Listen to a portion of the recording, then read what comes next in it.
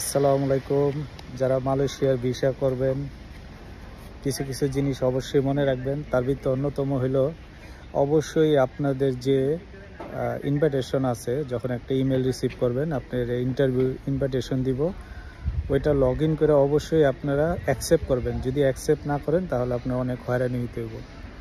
তো মালয়েশিয়ায় আসতে হইলে যে সমস্ত ডকুমেন্টস আপনারা প্রিপেয়ার করবেন, এটা সিকিউরিটি গার্ডের এখানে শো করতে হয়। এই যে আমার পিছনে ওরা সব কিছু ভেরিফাই করার পরেই আপনার এই ভিতরে ঢুকতে দিব, তাছাড়া দিব না।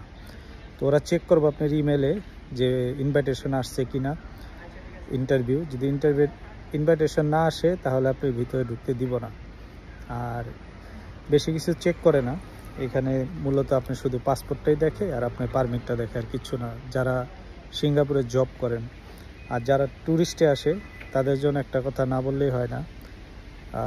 বিশেষ করে যে ডি কার্ড, ওই ডি কার্ডটা অবশ্যই পিন করে আনবেন। পিন করে না আসলে মোবাইলে দেখাইলে কখনোই অ্যাকসেপ্ট করে না। তো ফ্যামিলি আনলে সেই ক্ষেত্রে অবশ্যই সাবধান থাকবেন। আর যে সমস্ত ডকুমেন্টস দরকার এগুলো অবশ্যই ফলো করবেন। তো আসলে যারা সিঙ্গাপুরে থাকে তাদের জন্য বেশি একটা রিস্ট্রিকশন নাই, কিছু নাই। এখানে জাস্ট আসে আপনার নামটা চেক করে, দ্যাটস অল, আর কিছু না। তো আরও বিস্তারিত জানতে হলে অবশ্যই আমার সাথে যোগাযোগ করেন, আমি বিস্তারিত বলে দিই। আসসালামু আলাইকুম।